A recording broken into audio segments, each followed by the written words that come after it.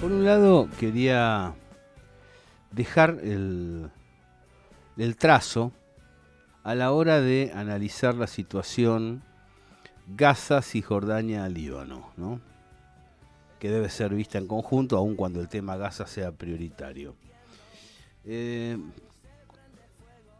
Lo planteamos, pero no con la energía que corresponde, por eso un subrayado en este caso. Cuando se analiza a los contendientes, es necesario tomar en cuenta la situación estructural de cada uno de ellos. No se trata solamente de si tal o cual tiene drones, tal o cual tiene misiles. Por supuesto que son los que impactan y por supuesto que de la capacidad armamentística de cada uno de los enzarzados en la contienda eh, depende el resultado. Pero la estructura básica interior de cada uno define el decurso de mediano plazo. En este momento, la situación de Israel es progresivamente endeble. Hay una dificultad económica fuerte y una necesidad casi extrema de ayuda externa. Con lo cual, si hay modificaciones, veremos, en la política norteamericana y en la política europea, en un rato le digo por qué, en el corto plazo es muy probable que se quede sin base de sustentación. Por lo menos el gobierno de Benjamín Netanyahu. Israel ha dependido en las inversiones externas de las determinaciones de los Estados Unidos de un modo muy singular. Y como si esto fuera poco, una buena parte de su población ha migrado lejos, mientras que van quedando aquellos más perfilados a respaldar la contienda, la invasión, la represión. Y esto lleva a que la oposición interna tal vez no tenga hoy la voz que pudo tener en otro momento, precisamente porque el desacuerdo en ocasiones se manifiesta fácticamente. Irán, como elemento contrastante, debido a su filosofía que la enlaza con las potencias multipolares, lo que está llevando adelante es una acción de crecimiento y de desarrollo integral que lo coloca como una potencia con mucho para decir, con fuerte presencia de la energía nuclear. Eso también es lo que ha preocupado a Estados Unidos todos estos años. No energía nuclear empleada bélicamente, de hecho no la ha usado, pero sí para el desarrollo de la producción interior, aumento de esa producción y mejora sustantiva de la educación pública, al punto de convertirse Irán en el lugar al cual concurren numerosos migrantes árabes para estudiar, empezando por las pibas, empezando por Afganistán. También debido a que Irán no es el monstruo devorador de faldas que se pretende comunicacionalmente. Esto es un elemento que hay que tomar en cuenta para ver el tema Asia Occidental. Hay otro tema que quería charlar, que es colateral, no es directo a lo que venimos hablando, pero que es más fuerte, va a tener gran influencia. ¿Se acuerda que en la búsqueda que realizamos en el momento previo a la elección norteamericana, desde fuentes seguras detectamos que, habiendo seguido toda la situación, Fico, bueno, Orbán, que las elecciones en el viejo continente venían favoreciendo a los pueblos, por así llamarlos, son los pueblos los que votan. Venían favoreciendo a las posiciones contrarias a la organización del Tratado del Atlántico Norte. ¿Qué pasa aquí? Fíjense cómo se han desplazado los medios posterior a la elección norteamericana.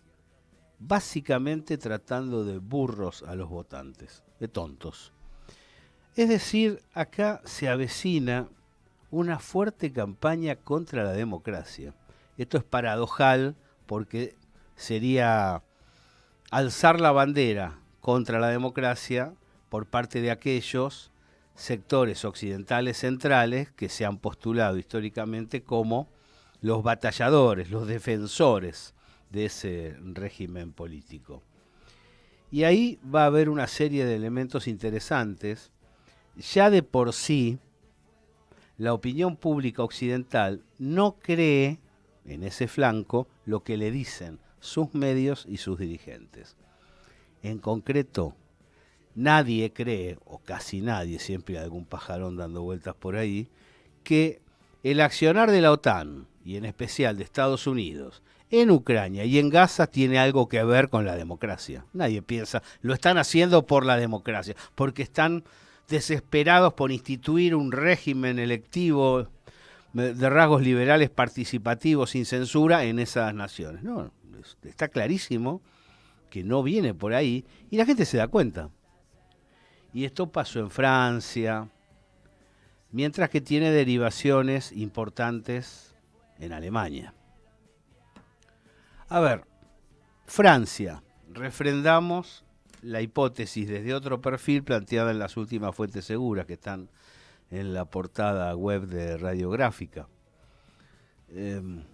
Cuando se observó la votación, nuestras conclusiones fueron Mélenchon, Jacques Mélenchon con Francia insumisa y Marine Le Pen, lo que consiguieron fue cautivar en distintos flancos, perfiles conceptuales, el voto contrario a la OTAN, antiatlantista, que además es antiajuste, porque el atlantismo lo que ha propuesto, y por eso ha llevado a la ruina a varias naciones, es canalizar los recursos productivos sobre las entidades rentísticas. Entonces, la interpretación comunicacional, por eso hablamos de batalla interpretativa, fue, no, si sumamos los votos de Macron y los de Mélenchon, logramos que el ariete democrático venza a Marine Le Pen. Son todas macanas. Esas son macanas de lo que hablan de izquierda y derecha a nivel internacional. En realidad, de lo que se trata es de qué intereses de fondo, qué proyectos están defendiendo cada uno de los votantes. Eso es lo importante. Bien, pero ¿qué pasa con Alemania? Bueno, Alemania, lo dijimos a comienzos de año, entró en recesión.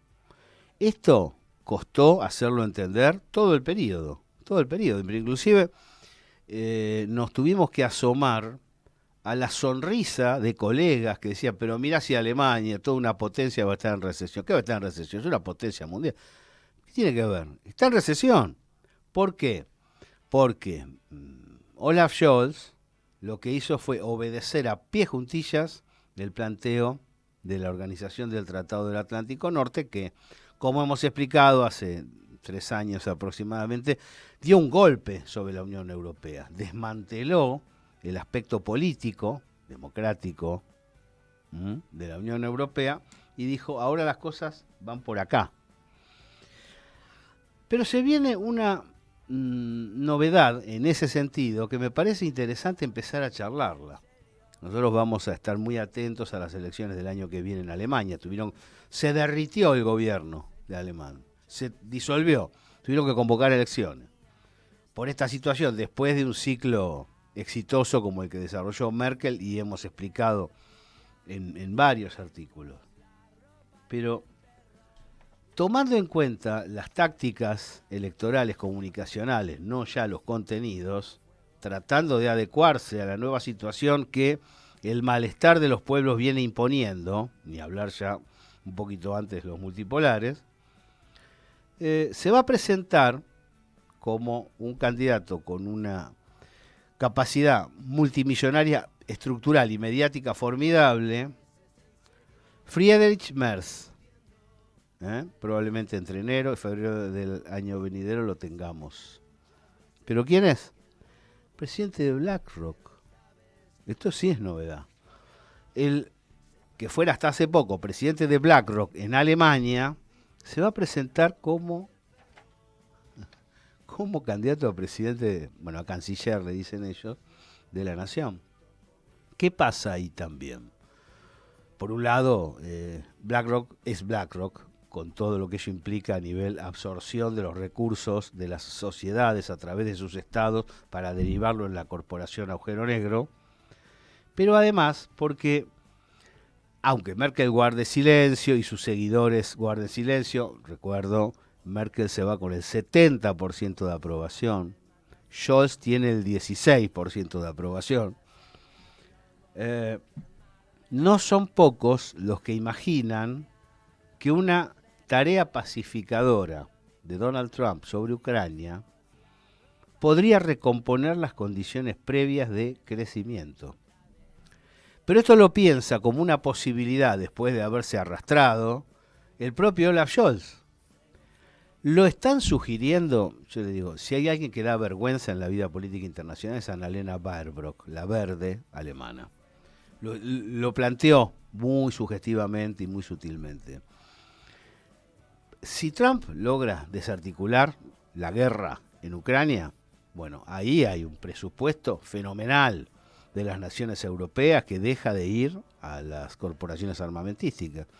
Y con ese dinero, ¿qué hacemos? Y es posible volver con un proyecto pro-sindical, pro-pyme como el de Merkel, a poner de pie a determinadas naciones que estén en una situación adecuada para lograrlo. ¿Por qué no intentarlo?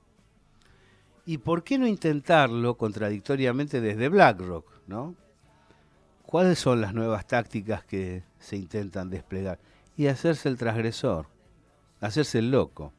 Es decir, ponerlo a Friedrich no como un empresario serio que le va a sacar la plata a todos, sino como una suerte de alemán simpático que va a aprovechar la nueva circunstancia y va a ayudar a conseguir inversiones para poder hacerse del gobierno en ese lugar. Por lo tanto, como veníamos charlando, se vienen desafíos fantásticos.